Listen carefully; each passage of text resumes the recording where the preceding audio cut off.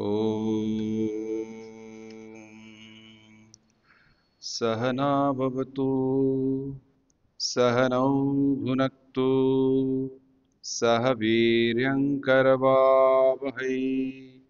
तेजस्विनावधीतमस्तु मा विद्विषावहै।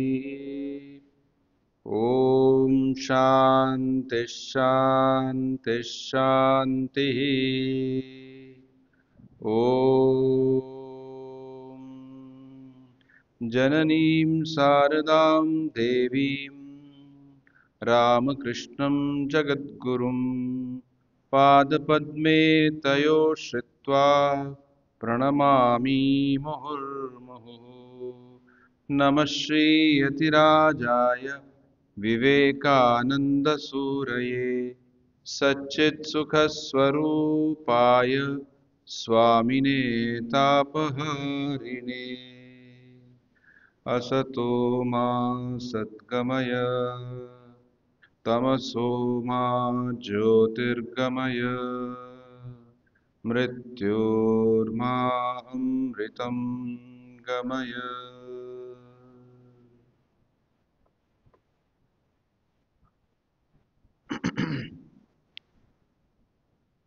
जैसा कि हम इस रविवारीय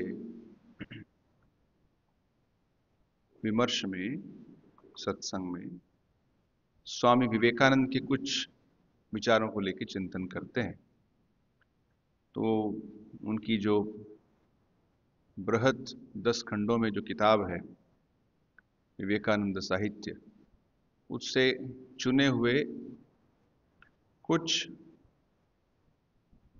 उपदेश विवेक वाणी नामक पुस्तक में संग्रहित हैं। तो उसमें से हम कुछ चीज़ों को लेकर पढ़ते हैं और उस पर अपना चिंतन करते हैं। उसी को हम आगे बढ़ाते हुए हम कुछ और उपदेशों पर आज चिंतन करेंगे। स्वामी विवेकानंद कहते हैं, हमारे गुरुदेव कहा करते थे, अर्थात श्री रामकृष्ण परमहंस देव, गीध बहुत ऊंचे उड़ते हैं किंतु उनकी दृष्टि रहती है जानवरों के शव की ओर। जो हो, तुम में धर्म के संबंध में जो सब धारणाएं हैं उनका फल क्या है, बताओ तो सही। मार्ग स्वच्छ करना और उत्तम प्रकार का अन्न वस्त्र एकत्र करना, इतना ही तो। अन्न वस्त्र के लिए कौन चिंता करता है? प्रति मुहूर्त लाखों व्यक्ति आ रहे हैं, लाखों जा रहे हैं, कौन परवाह करता है? इस क्षुद्र जगत के सुख दुख को ग्राह्य मानते ही क्यों हो? यदि साहस हो तो उनके बाहर चले जाओ, सब नियमों के बाहर चले जाओ। समग्र जगत उड़ जाए, तुम अकेले रहकर खड़े हो जाओ। हम हैं परम सत्य, परम चित्त और परम आनंद स्वरूप, सोहम सोहम। तो श्री रामकृष्ण देव की जो उपदेश थे उसको स्वामी विवेकानंद अपने उपदेशों में अक्सर उद्धृत किया करते थे। तो यहाँ पे एक उपदेश उन्होंने उद्धृत किया है। कभी कभी तो ऐसे ही जैसे वो जो उन्होंने कहा वैसे ही कर देते थे, कभी कभी उन बातों को थोड़ा सा अलग तरह से करके उनको हमारे सामने रखते थे। श्री रामकृष्ण देव कहते हैं, गीध बहुत ऊंचे उड़ते हैं। वल्चर, जिसको इंग्लिश में कहते हैं वल्चर, वल्चर बहुत ऊपर उठता है, अर्थात उसमें ऊपर उठने की क्षमता होती है, मीलों तक ऊपर उठ जाता है। हमें याद है एक जगह पर हमने देखा, जो गीध है, बहुत से गीध इकट्ठे हुए हैं। वहीं कहीं हो सकता है आसपास में कोई जंगल था जिसमें कोई मृत प्राणी का शरीर भी पड़ा है। तो बहुत से गीध इकट्ठे हुए। आजकल तो गीधों की संख्या थोड़ी कम दिखाई देती है, उसके विभिन्न कारण हैं, इसमें पर्यावरण के प्रदूषण के कारण इत्यादि।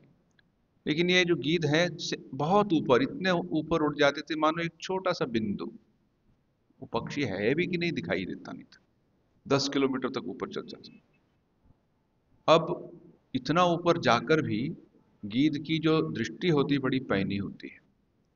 उस हाइट से वो नीचे देखते हैं। क्या देखते हैं? उनका जो मन होता है अपने भोजन पे रहता है। और भोजन क्या है? जानवरों के शव। कोई हो सकता है मरा हुआ कोई चूहा पड़ा हो या अन्य कोई प्राणी पड़ा हो, तो गीद वहां से नीचे आके उतर के उसको खाते हैं। ठीक उसी तरह ही श्री रामकृष्ण देव कहते थे, लोग बड़ी बड़ी बातें तो कर सकते हैं धर्म के विषय में, अध्यात्म के विषय में, लेकिन उनका जो लक्ष्य है, जो उनकी दृष्टि है, वो कहाँ पे है? देखेंगे अक्सर वो पैसे पे है, या फिर कुछ भोगों में है, या नाम यश में है, प्रसिद्ध होने की इच्छा है। तो बात तो की आध्यात्मिकता की, लेकिन मन कहाँ पे है? इससे ही पता चलता है व्यक्ति अंदर से कितना जेन्युइन है, अंदर से कितना वो सच में जो कह रहा है वो वो उसमें अनुभव किया है उसने। तो इसी बात को लेके स्वामी विवेकानंद आगे कहते हैं, बहुत से लोग सिर्फ जो संसारिक चीजें हैं, अन्न वस्त्र, उसके लिए ही चिंता करते रहते हैं। लेकिन अगर देखे जाए तो एक बृहत्तर दृष्टि से देखें तो इस क्षुद्र जगत के सुख दुख को ही सब कुछ लोग मानते हैं। यदि साहस हो, यदि आप में वो एक आध्यात्मिक साहस, तो उसके बाहर चले जाओ, इस जगत के बाहर चले जाओ, अर्थात इस जगत की जितनी भी आवश्यकताएं, इनसे दूर हो जाओ, सब नियमों के बाहर चले जाओ, समस्त जगत उड़ जाए, तुम अकेले आकर खड़े हो, हम परम सत्य है, परम चित्त और परम आनंद स्वरूप, सोहम सोहम। ये एक जीवन मुक्ति की अवस्था जो स्वामी जी बोल रहे हैं।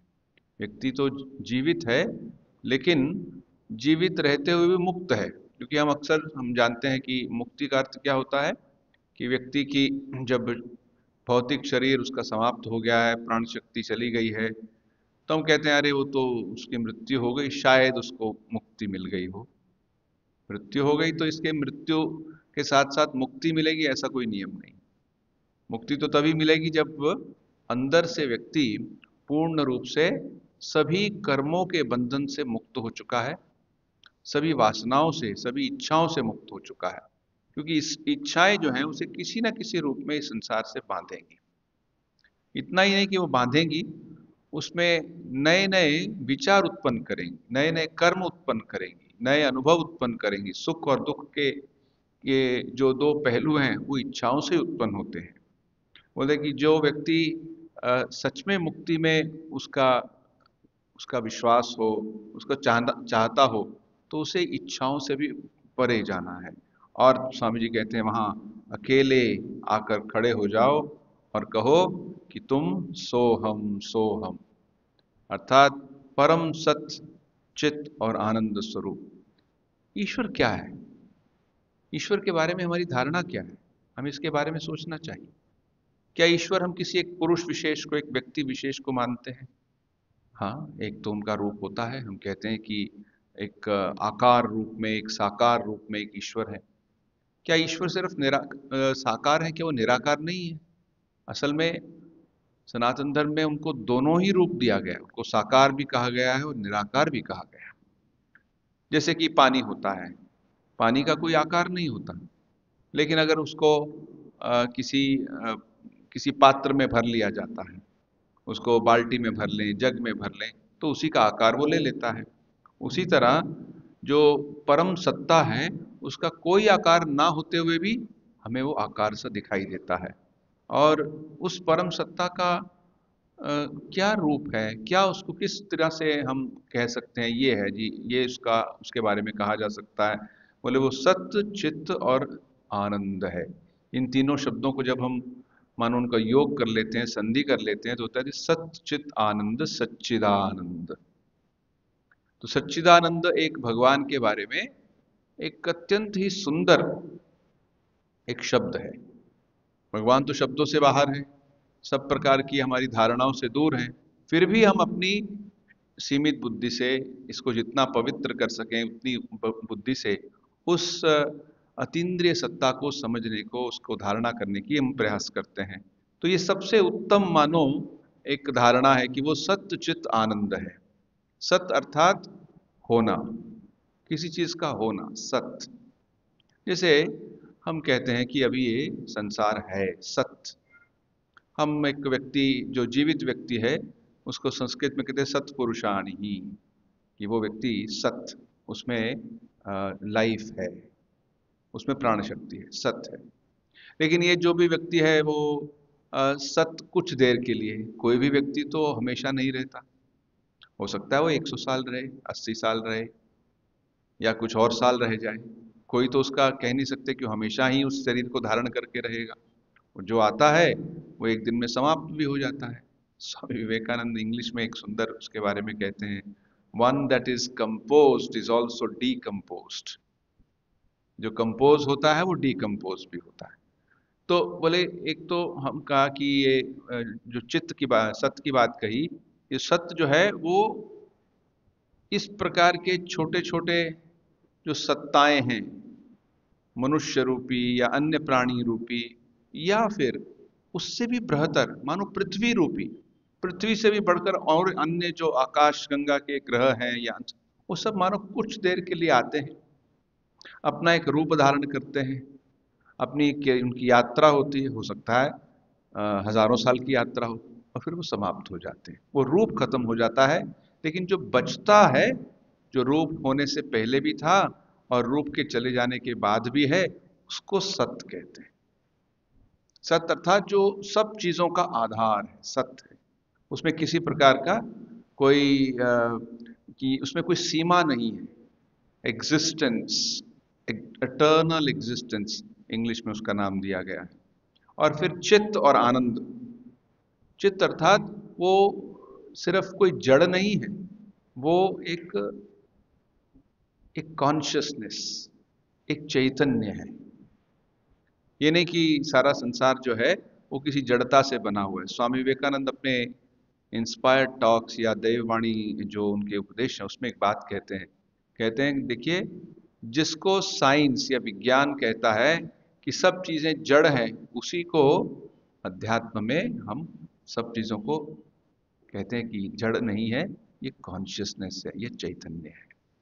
वो कहते हैं कि सब चीजें जड़ वस्तु से ही बनी हुई है। जितने भी मॉलिक्यूल्स हैं, जितने भी सेल्स हैं, या फिर जो भी इस तरह की बड़ी सूक्ष्म चीजें हैं, कोई अणु, परमाणु, या फिर उससे भी और कोई छोटी कोई वस्तु हो, तो बोलते सारा एक मटेरियल है। ये एक विज्ञान की अप्रोच है। और अध्यात्म की अप्रोच क्या है? जिसको तुम जड़ कहते हो, असल में मूलतः वो जड़ नहीं है, वो दिव्य एक चीज है, जिसे हम कहें कि चैतन्य है, वो प्रकाशमय है। अच्छा, इसका क्या क्या इसका प्रूफ क्या है? तो प्रूफ है कि जो ऋषियों ने इसको अनुभव किया है, ऋषियों का अनुभव अपने आप में एक प्रमाण माना जाता है। उन्होंने अनुभव किया, जैसे श्री रामकृष्ण देव ने अनुभव किया। जैसे वो माँ काली की उपासना करते थे, जब पहला उनको अनुभव हुआ माँ काली की उपासना करते समय, तो क्या था कि सारा का सारा जगत एक दिव्य ज्योति से बना हुआ है। उन्होंने कहा माँ काली की जो प्रतिमा थी वो भी उस दिव्य ज्योति से बनी थी, जिस वेदी पे वो प्रतिमा रखी है वह भी उस ज्योति से, आसपास का जो फर्श है, दीवारें हैं, किवाड़ है, जो पूजा करने के बर्तन हैं, यहाँ तक कि जो पास में एक बिल्ली खड़ी है छोटी सी, वो भी, सब चीजें एक ही वस्तु से बनी है। ये जो एक ही वस्तु है, इसी को हम कहते हैं कि वो सत चित आनंद है। और आनंद अर्थात हम भी आनंद को समझते हैं, हर व्यक्ति के पास आनंद की कोई ना कोई धारणा होती है, लेकिन वो सापेक्षिक अर्थात कंडीशनल होती है। ये चीज मिलेगी तो आनंद होगा, ये चीज नहीं मिलेगी तो दुख होगा। जो अनुकूल है वो सुख है, जो अनुकूल नहीं है वो दुख है। तो बोले जो चीज इस अनुकूलता और प्रतिकूलता से भी परे, जो अपने आप में है, जिसमें सिर्फ आनंद ही है, उसको हम कहते हैं सच्चित आनंद। तो क्या ऐसी वस्तु है? श्री रामकृष्ण देव की जीवनी में हम पाते हैं कि जब वो माँ की उपासना कर रहे हैं, तो कभी कभी उनके मन में एक प्रकार का ऐसा उत्साह आता है। वचनामृत में एक जगह है कि आज वो माँ के बारे में चिंतन कर रहे हैं, आज अमावस्या का दिन है और आज माँ काली का उनका स्मरण है। वो मानो एक व्यक्ति जिसने मद पी रखा हो, जैसे उसमें एक अनुभव होता है, वो एक प्रकार के, क्योंकि मद जब शरीर में प्रवेश करता है तो कुछ हद तक जो नर्वस सिस्टम है उसको उसमें परिवर्तन लाता है। लगता है कि व्यक्ति बड़ा खुशी में है। वो दूसरी बात है, उसका जो शरीर पे प्रभाव पड़ता है, बाद में जो प्रभाव पड़ता है, वो एकदम ठीक नहीं होता। वैसे ही मानो वो एक एक आध्यात्मिक आनंद में डूबे रहते थे। जब वो माँ का चिंतन कर रहे हैं, एक आध्यात्मिक आनंद में डूबे हुए हैं, अर्थात उनमें वो अनुभव हो रहा है। और यही बात स्वामी जी अपने अगले विचार में कहते हैं कि धर्म अनुभूति की वस्तु है। वह मुख की बात, मतवाद अथवा युक्ति मूलक कल्पना मात्र नहीं है। चाहे वे जितना ही सुंदर हो, आत्मा की ब्रह्म स्वरूपता को जान लेना, तद रूप हो जाना, उसका साक्षात्कार करना, यही धर्म है। यह केवल सुनने या मान लेने की चीज नहीं है। समस्त मन प्राण विश्वास की वस्तु के साथ एक हो जाएगा, यही धर्म है। तो धर्म का जो स्वामी जी ने हमारे सामने रखा है, ये एक स्वरूप, वो है कि धर्म अपने आप में एक अनुभूति है। धर्म सिर्फ कुछ बाहरी त्योहार हैं, कुछ बाहरी देखने वाले कुछ कर्म कांड हैं, कुछ हम अपने माथे पे एक तिलक लगाते हैं, यहीं तक सीमित नहीं है। इन सब का अपना एक महत्व है, लेकिन धर्म यहीं तक सीमित नहीं है। धर्म इससे भी आगे बढ़कर है कि व्यक्ति का मन कैसा है। क्या मन उसका पवित्र है? क्या उसके मन में लोभ है, या फिर दान की भावना है? क्या उसके मन में क्रोध है या क्षमा की भावना है? काम, क्रोध, लोभ, मोह, मद मत्सरे, जिसको हम षड रिपु भी कहते हैं संस्कृत में, वो षड रिपुओं से जब वो ऊपर उठा होता है, तभी वो धर्म के रूप तक पहुंचा है। मनुस्मृति में एक सुंदर श्लोक आता है। उस श्लोक में धर्म के 10 लक्षण बताए गए, और वो जो 10 चीजें हैं वो यही सद्गुण है। जैसे क्षमा है, उसमें शीलता है, वो शील, उसमें शील संपन्न व्यक्ति है, उसमें भगवान के प्रति में एक आस्तिक्य बुद्धि है, वो अपने आप पे उसके जो इंद्रियों पे निग्रह रखता है, उन पे एक प्रकार का कंट्रोल है। तभी वो धर्म के इस रास्ते पे आया है जिसको हम कहते हैं कि वो अनुभव के रास्ते पे आया है। धर्म अर्थात एक एक सोपान पे अगर वो आगे बढ़ता जाता है तो अंदर से उसमें पवित्रता। हम हमारे एक महाराज थे, स्वामी भूतेशानंद जी महाराज, जो रामकृष्ण मिशन के शायद 12वें अध्यक्ष थे। तो वो कहा करते थे, हमें सूक्ष्म बुद्धि नहीं, शुद्ध बुद्धि की आवश्यकता है। सूक्ष्म बुद्धि क्या है? सूक्ष्म बुद्धि जो है वो इससे उत्पन्न होती है, जो व्यक्ति बहुत पढ़ता है, उसमें तर्क करने की शक्ति उत्पन्न होती है, वो अपना एक बौद्धिक विकास करता है तो सूक्ष्म हो जाता है, बड़े अच्छे तर्क कर लेता है, बड़ी सूक्ष्म चीज़ों को पकड़ता है। लेकिन क्या उसकी बुद्धि में वो पवित्रता आई है? अर्थात वो काम, क्रोध, लोभ, मोह, मात्सर्य, इन चीज़ों से दूर हुआ है? अगर उसके अंदर वो पवित्रता आई है, तब वह व्यक्ति धर्म के मूल तत्व तक पहुंच सकता है। नहीं तो वो गीध की तरह है, जैसे स्वामी जी ने पहले उसको उद्धृत किया। बातें तो बहुत बड़ी करता है, लेकिन अंदर से चाहता क्या है? अंदर से वही चीजें चाहता है जो संसारिक चीजें चाह रहा है वो। तो स्वामी जी आगे कहते हैं कि सभी धर्म भावों की पृष्ठभूमि केवल त्याग ही है। तुम यह सदैव देखोगे कि जैसे जैसे त्याग का भाव क्षीण होता जाता है, वैसे वैसे ही धर्म के क्षेत्र में इंद्रियों का प्रभाव बढ़ता जाता है, और उसी प्रमाण में आध्यात्मिकता का ह्रास होता जाता है। अब त्याग शब्द कुछ लोग डर जाते हैं। त्याग मतलब संन्यास है, सब कुछ छोड़ दो, सब कुछ बाहरी रूप से त्याग कर दो। तो ऐसा तो कहना कहेंगे 99% लोगों के लिए तो संभव नहीं है। तो यहाँ त्याग का क्या अर्थ है? कुछ है उनके लिए संभव है, बाकियों के लिए अगर संभव नहीं है तो त्याग का क्या अर्थ है? बोले त्याग का अर्थ है कि वो अपने अहंकार का, अपने स्वार्थ का त्याग कर। व्यक्ति में जितना ही त्याग बढ़ता है, उतना ही उसमें उसका चरित्र और उदात्त होता जाता है। और वो चरित्र जैसे जैसे बड़ा होता है, आप देखेंगे कहीं ना कहीं उसमें त्याग का भाव बहुत ही प्रबल होता है। अब त्याग का भाव है कि वो इंद्रिय निग्रह है। त्याग अर्थात उसने अपने अहंकार का, या वो विनम्र होना सीखा है। उसने समझ लिया कि मान लीजिए हमारी कोई भी उपलब्धि रहे, सभी व्यक्ति जीवन में कुछ ना कुछ उपलब्धियां पाते हैं। चाहे उसने कोई ऐसी उसके अंदर प्रतिभा थी, वो अच्छा लेखक बन गया, या फिर कंप्यूटर इंजीनियर बन गया, या फिर सिविल इंजीनियर है, उसने बड़ी एक बिल्डिंग बनाई, या फिर उसने कोई आर्किटेक्ट है।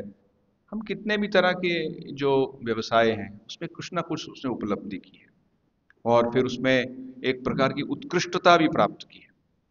उसमें कोई भी चीज उसने प्राप्त की हो, बोले क्या ये जो प्राप्त करना है, इस प्राप्त करने में क्या उसने धीरे धीरे अपने मन को शुद्ध किया है कि नहीं? अगर शुद्ध नहीं किया तो इन चीजों को वो सोचने लगता है कि ये तो मैंने ही किया है। एक व्यक्ति ने बड़ा सुंदर उदाहरण दिया था। बोले एक व्यक्ति एक मेडिकल कॉलेज में एक डिपार्टमेंट ऑफ जो गेस्ट्रोएंटोलॉजिस्ट, वो बोल रहे हैं, बोले देखिए मैं अपने आप को बड़ा हेड ऑफ द डिपार्टमेंट मानता हूँ।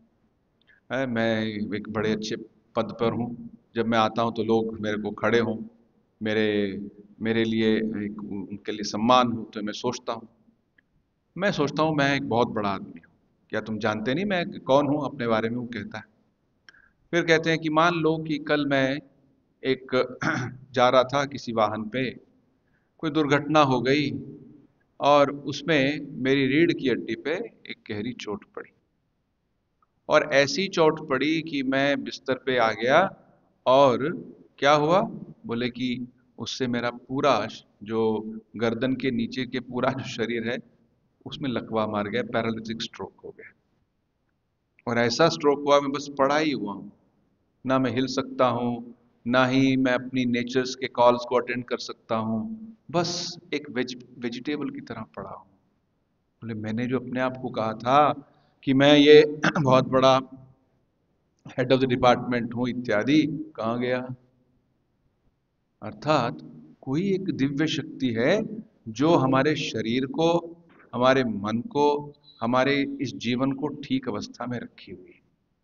जो इसको समझता है वो विनम्र रहता है। जो नहीं समझता वो अपने शरीर पर, अपनी मन की कुछ क्षमताओं पर, अपनी प्रतिभा पर, बहुत से लोग बहुत प्रतिभाशाली व्यक्ति हैं, तो वो अपने आप उसमें अहंकार हो जाता है। और जब अहंकार हो जाता है तो व्यक्ति हर चीज में अपने आप को ऊपर रखना चाहता है, बाकी सबको नीचे दिखाना चाहता है। और मानते हैं जो अहंकार से ही सारे ही संसार में इतने झगड़े होते हैं। झगड़ों का मूल जो होता है वो अहंकार ही होता है, किसी न किसी रूप में। इसलिए शंकराचार्य जी का वो प्रसिद्ध भज गोविंदम जो एक श्लोक है, उसमें वो क्या कहते हैं? माँ कुरु धन जन यौवन गर्वम हरति निमेषात कालः सर्वम। अपने धन जन यौवन, अर्थात मेरे पास बहुत पैसा है, जन मैं इन व्यक्तियों के साथ मैं जानता हूँ, ये बड़े प्रसिद्ध व्यक्ति हैं, ये राजनीति में है, ये किसी और एक क्षेत्र में है, मैं उनको जानता हूँ। धन जन यौवन, मैं बड़ा सुंदर हूँ, मैं बड़ा शक्तिशाली हूँ, ऊर्जावान हूँ। तो इससे माँ कुरु धन जन यौवन गर्वम, इस पे अपना गर्व मत करो। क्यों? जैसे जैसे समय बीतता जाता है वो सब चीजें क्षीण होती जाती। इतना ही नहीं, हरति निमेषात काला सर्वम, काल में एक छोटे ही चीज, एक किसी चीज में पूरा का पूरा गायब हो सकता है। एक एक पुस्तक है, उस पुस्तक में व्यक्ति अपने अनुभव लिखे हैं उसमें। तो उसमें एक अनुभव ये है कि वो एक बार ग्रीस गया। तो ग्रीस में एक चर्च थे। तो वो असल में किसी प्रकार के एक आध्यात्मिक रूप से सक्षम किसी व्यक्ति के लिए उसकी खोज चल रही थी। तो वहां पे एक व्यक्ति मिले उसे। उनको लगा कि ये व्यक्ति बड़े ही शांत हैं, बड़े ही अच्छे प्रवृत्ति वाले हैं, उनका व्यवहार बड़ा मधुर है। तो उनसे बात किया। तो बोले आप वो उसी चर्च में रहते थे, बोले आप इस चर्च में कैसे रहने लग पड़े? तो उन्होंने फिर उसका बोले आज से 40 साल पहले मेरे जीवन में एक बहुत बड़ी घटना हुई थी। बोले क्या घटना हुई थी? बोले कहते मैं जिस परिवार से आया उनकी उनका एक बिजनेस था। किस प्रकार का? बोले हमारे पास बहुत से जहाज थे, एक एक जहाज 50 करोड़, 100 करोड़, 200 करोड़ रुपए का होता है, 300 400 करोड़ का एक जहाज, और उनके पास बहुत से जहाज थे। तो उनका जो बड़ा समृद्ध परिवार था, समृद्ध बिजनेस था। बोले एक दिन सारे के सारे परिवार वाले एक जहाज में बैठ के कहीं गए, रास्ते में बहुत बड़ा एक समुद्री तूफान आया, जहाज डूब गया और उसके साथ ही पूरा परिवार भी डूब गया। बोले वो उस घटना से इतने आहत हुए, सोचने लगे कि अब मैं जो सोचा था इतना कुछ था वो कहाँ गया। तब वो सोचने लगे गहराई से, और उन्होंने आध्यात्मिक जीवन अपना लिया। तो यही स्वामी विवेकानंद ने कहा है कि हमें जीवन की जो ये सत्य हैं इनको गहराइयों में समझना चाहिए। और स्वामी जी कहते हैं कि जैसे जैसे धर्म के क्षेत्र में इंद्रियों का प्रभाव बढ़ता जाता है, अर्थात व्यक्ति सिर्फ भोगों की बात करता है, सिर्फ अपने निजी जो उसको सुख सुविधाएं होती हैं उसके लिए ही बात करता है, उसी प्रमाण में आध्यात्मिकता का ह्रास होता जाता है। Spirituality comes down. अब अक्सर देखिए बहुत से ऐसे लोग भी होते हैं जो जो अध्यात्म में ना हो, वैसे ही अगर किसी पब्लिक लाइफ में हैं, अगर उन पे किसी प्रकार की एक करप्शन के जो चार्जेस लगते हैं, तो देखिए वो करप्शन की क्यों की उन्होंने? इसीलिए उनको कुछ सुख सुविधाएं मिल जाए, पैसा मिल जाए, और उसमें और आगे जाके देखिए तो इंद्रियों के सुख में वो ज्यादा लिपट गए। जितना इंद्रियों जो मनुष्य की आवश्यकताएं तो पूर्ण होनी चाहिए, चाहे वो उसके शरीर के खाने पीने, उसको साफ रखने, उसकी सुरक्षा, ये सब की है वो ठीक है, लेकिन needs and versus greed. Greed क्या है? नहीं, सिर्फ सफाई नहीं होनी चाहिए, सिर्फ यही नहीं होना चाहिए, उसमें एक प्रतिष्ठा भी होनी चाहिए। एक एक छोटी सी अगर वॉच पहननी है समय के लिए तो ठीक है, उचित है, लेकिन वो साथ में दिखावा भी हो। 2 लाख की, 3 लाख की एक वॉच रखी हो और उसको कभी वो व्यक्ति समय पे ना आए तो क्या फायदा? तो वो असल में जो आवश्यकताएं हैं वो पूर्ण होनी चाहिए। लेकिन आवश्यकताओं के साथ एक बार हमारे एक स्वामी जी गए सिंगापुर में। उन्होंने वहाँ पे एक जगह पे एक बहुत बड़ा हमारा आश्रम में से है, वो आश्रम में किसी काम के लिए गए थे। तो वहाँ पे उन्होंने देखा एक बहुत सुंदर दुकान है। उन्होंने पूछा ये क्या है? बोले कि समुद्र के अंदर ही बनी हुई छोटी सी दुकान है। अच्छा, हमने सोचा ये कोई होटल है खाने के लिए। बोले नहीं, यहाँ पे बैग बिकते हैं। कौन से बैग? वैनिटी बैग, जो माताएं लेके जाती हैं या पुरुष लेके जाते हैं, उस तरह के छोटे छोटे बैग। एक एक बैग 50 लाख का, 40 लाख का। अब पैसा रखने के लिए तो कोई बैग रखना ठीक है, लेकिन ये सब क्यों है? वैनिटी, अपने दिखावे के लिए, और उसका कोई अंत नहीं है। तो स्वामी जी ने तो वो तो एक संसारिक क्षेत्र में कही, और आध्यात्मिकता के क्षेत्र में तो स्वामी ने बड़ा स्पष्ट कह दिया, जैसे जैसे धर्म के क्षेत्र में इंद्रियों का प्रभाव बढ़ता जाता है, उसी प्रमाण में आध्यात्मिकता का ह्रास होता जाता है। इसलिए हमारे जो एक भारतीय परंपरा है, सनातन परंपरा है, उसमें तप का बहुत बड़ा स्थान है। तप अर्थात किसी न किसी रूप में जीवन में कुछ हमें कष्ट सहन करना आना चाहिए। एक हमारे स्वामी जी थे, स्वामी अशोकानंद जी, वो अमेरिका में बहुत साल रहे। वो कहते थे अमेरिकन लोग जो हैं बहुत ही, उनमें से बहुत जो हैं वो बीमार रहते हैं। इतना कुछ उनके पास है, फिर भी वो बीमार क्यों रहते हैं? तो इसलिए क्योंकि उनमें अक्सर जो है वो बड़े ही आरामदेह जीवन है। जितना आरामदेह जीवन है उससे भी रोग बढ़ते हैं। तो कुछ ना कुछ तपस, तपसो ब्रह्म विजिज्ञासस्व। महाभारत में तो यहाँ तक कहा है कि भगवान ने, ब्रह्मा जी ने तपस की, अर्थात तपस्या की, अंदर की जो शक्ति है उसको उन्होंने मानो एक प्रकार से जागृत किया और तब सृष्टि की रचना की। जब सृष्टि के मूल में भी तपस की बात कही, वैसे ही जितना व्यक्ति इंद्रियों पे अपना कंट्रोल रखता है तो उतना ही उसमें आध्यात्मिकता का भाव बढ़ता है, ये स्वामी जी कह रहे हैं। तो आज इसको यहीं पे विराम देते हैं, अगली बार फिर पढ़ेंगे। ओम शांति शांति शांति। हरि ओम तत्सत।